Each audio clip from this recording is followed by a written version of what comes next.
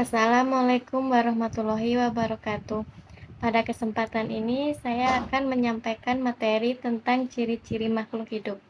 Materi ini penting karena membantu kita membedakan antara makhluk hidup dengan benda mati.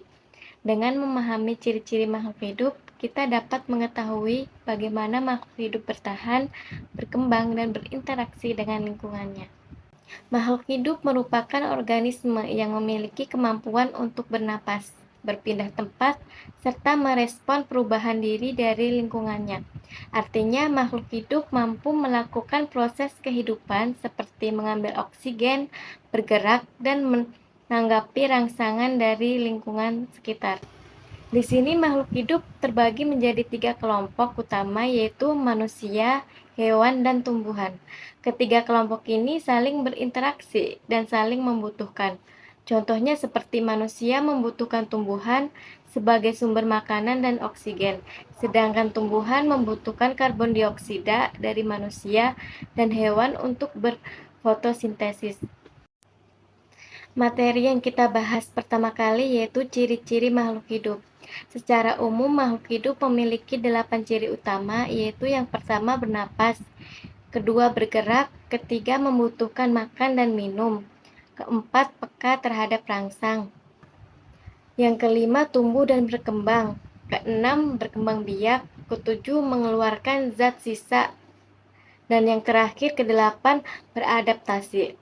Semua makhluk hidup, baik manusia, hewan, maupun tumbuhan memiliki ciri-ciri ini meskipun caranya berbeda-beda. Yang pertama itu bernapas. Bernapas atau respirasi adalah proses mengambil oksigen dari lingkungan dan mengeluarkan karbon dioksida dari tubuh. Oksigen digunakan untuk mengubah zat makanan menjadi energi melalui proses kimia di dalam tubuh.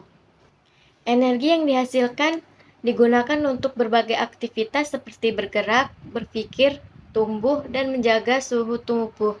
Manusia bernapas menggunakan paru-paru, ikan menggunakan insang, serangga menggunakan trakea, sedangkan tumbuhan melakukan pertukaran gas melalui stomata pada daun.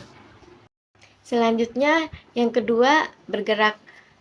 Semua makhluk hidup dapat bergerak. Manusia dan hewan dapat bergerak bebas dan berpindah tempat. Misalnya berjalan, berlari, terbang, atau berenang. Alat yang digunakan untuk bergerak antara lain seperti kaki, sayap, dan sirip. Di sisi lain, tumbuhan juga bergerak tetapi tidak berpindah tempat. Contohnya seperti bunga matahari menghadap ke arah cahaya. Akar tumbuh ke air dan daun putri malu menutup ketika disentuh. Gerak ini disebut gerak tropisme atau nasti pada daun. Yang ketiga, membutuhkan makan dan minum. Semua makhluk hidup membutuhkan makanan dan air. Makanan yang berfungsi sebagai sumber energi, membantu pertumbuhan, memperbaiki jaringan tubuh yang rusak, serta menjaga daya tahan tubuh. Sedangkan air berfungsi sebagai pelarut zat-zat dalam tubuh, membantu proses pencernaan, mengatur suhu tubuh, dan melancarkan peredaran zat makanan. Tanpa makanan dan air, makhluk hidup tidak dapat bertahan lama. Selanjutnya, peka terhadap rangsang. Makhluk hidup mampu merespon rangsangan dari lingkungan. Rangsangan dapat berupa cahaya, panas, dingin, suara, bau, sentuhan, rasa, dan gravitasi. Contohnya, manusia berkedip saat terkena cahaya terang, tangan refleks menarik saat menyentuh benda panas, dan tumbuhan putri malu menutup daunnya saat disentuh. Kemampuan ini membantu makhluk hidup melindungi diri dan menyesuaikan diri dengan lingkungannya. Selanjutnya, tumbuh dan berkembang. Yang dimaksud pertumbuhan adalah pertambahan ukuran, berat, dan jumlah sel yang bersifat tidak dapat kembali keadaan semula atau irreversible. Contohnya seperti tinggi badan anak yang semakin bertambah. Sedangkan perkembangan adalah proses menuju kedewasaan dan kematangan fungsi organ. Perkembangan bersifat kualitatif. Misalnya, perubahan suara pada masa remaja, kematangan organ reproduksi, dan kemampuan berpikir yang semakin baik. Selanjutnya berkembang biak. Yang dimaksud berkembang biak atau reproduksi adalah kemampuan makhluk hidup yang menghasilkan individu baru.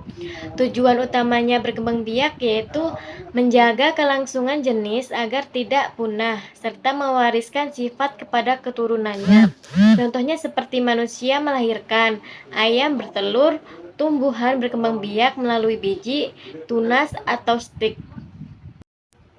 Selanjutnya mengeluarkan zat sisa. Di dalam tubuh makhluk hidup terjadi proses metabolisme yang menghasilkan zat sisa yang bersifat racun jika racun ini menumpuk di dalam tubuh. Oleh karena itu, zat sisa harus dikeluarkan melalui proses ekskresi. Contoh zat sisa adalah urin, keringat, karbon dioksida, dan uap air. Organ ekskresi pada manusia antara lain seperti ginjal, paru-paru, kulit, dan hati. Yang terakhir di sini beradaptasi. Yang dimaksud adaptasi adalah kemampuan makhluk hidup menyesuaikan diri dengan lingkungan agar dapat bertahan hidup. Adaptasi dapat berupa perubahan bentuk tubuh, perilaku, maupun fungsi organ. Contohnya, unta memiliki punuk untuk menyimpan cadangan makanan di gurun, sedangkan ikan memiliki sirip untuk berenang, dan kaktus memiliki daun berbentuk duri untuk mengurangi penguapan. Baik, demikian penjelasan mengenai ciri-ciri makhluk hidup. Dengan memahami materi ini, semoga kita dapat lebih menghargai kehidupan dan menjaga lingkungan sekitar.